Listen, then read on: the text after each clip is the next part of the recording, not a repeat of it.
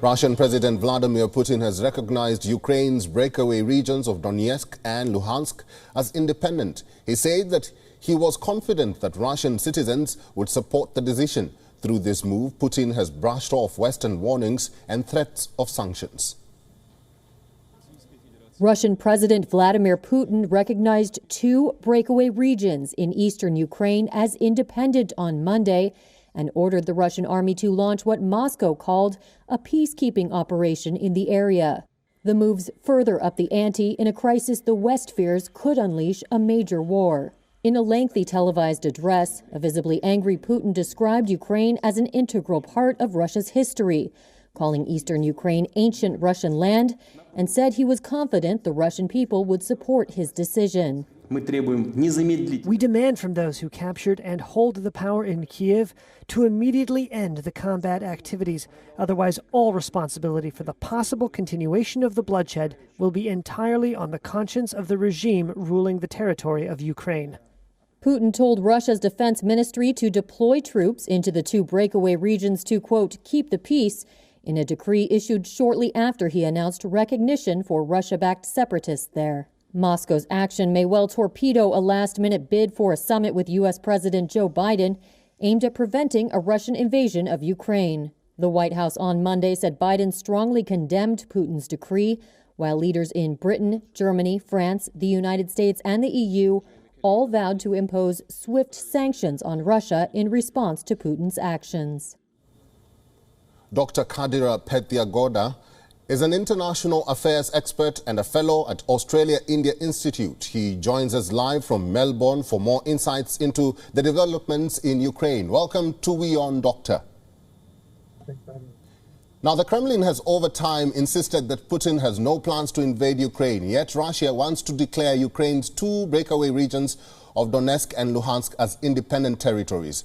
Isn't this meddling by Russia on Ukraine a cause for concern? Well, I think it's a global flashpoint.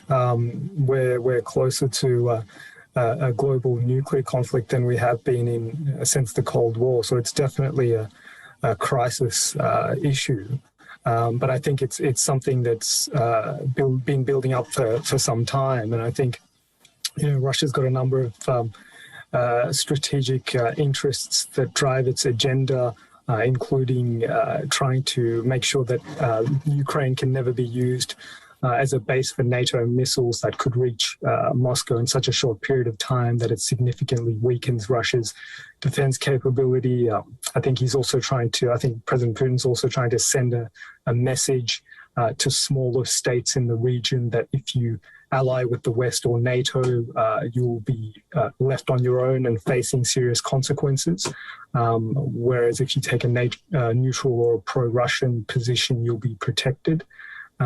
So I think, there's a number of issues at play here, and including, as was mentioned, domestic politics in terms of his speech.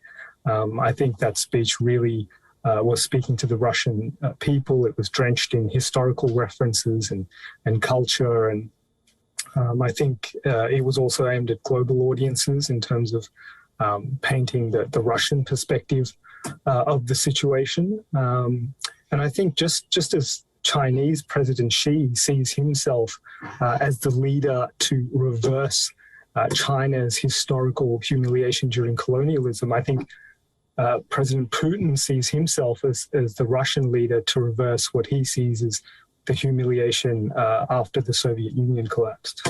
Right. Defying Western threats of sanctions, Russian President Vladimir Putin has ordered Russian troops into 2 Moscow-backed rebel regions as peacekeepers. Are these signs of what's to come? And what do you think is the message that Putin is trying to put across with the troops deployment and the continuous military drills? Yes, well, I think the message is really, he's targeting several audiences here. He's got the domestic audience, which he wants to show that he's sort of, rejuvenating a proud Russia. For regional countries, he's trying to really show that, that there are severe costs for countries that get closer to NATO and the West. And he's also trying to show the West and the United States that there's a new Russia, and it's going to throw its weight around and create its own strategic sphere of influence. Dr. Kadira, in your own view, do you think diplomacy is working or will work in the long run?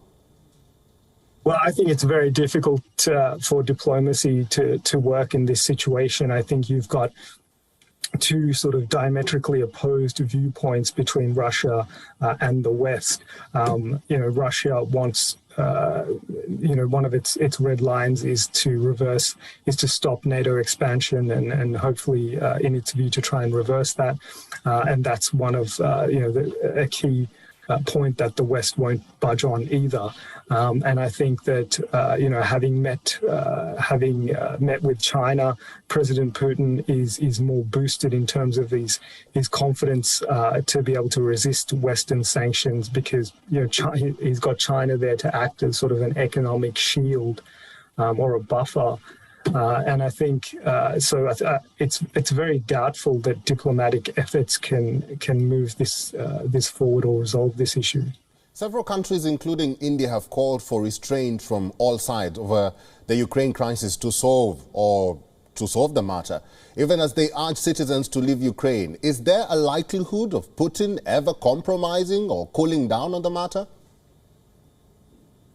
Well, I think in terms of his domestic audience, he would have to show some real wins against the West if he was to back down in any way.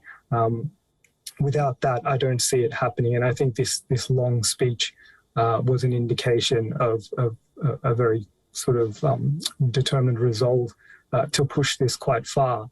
I think it's very difficult. I think the countries like India have a role to play potentially, as well as sort of neutral third parties, which I think India could really play an important role if it stepped up.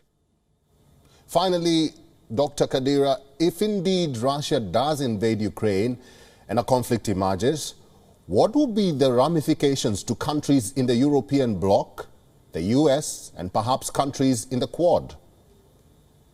Yeah, so I think in terms of the European bloc, it would be very difficult for them. They have a big reliance on gas from Russia. They have trade ties with Russia, and I think there'd be a lot of discussion and debate within Europe on how to deal with that, because there are varying views.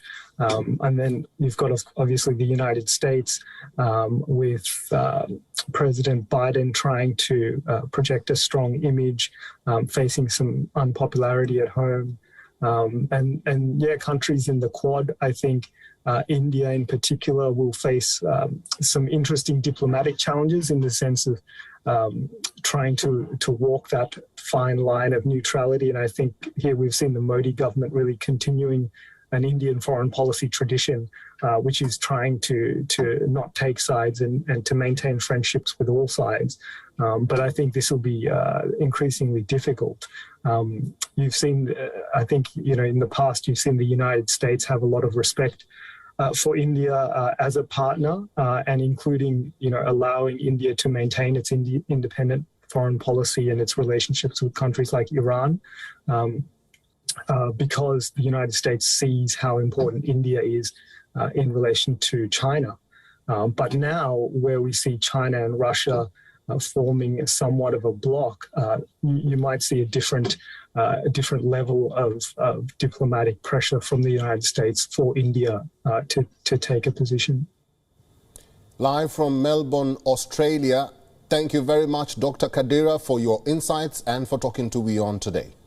WION is now available in your country. Download the app now and get all the news on the move.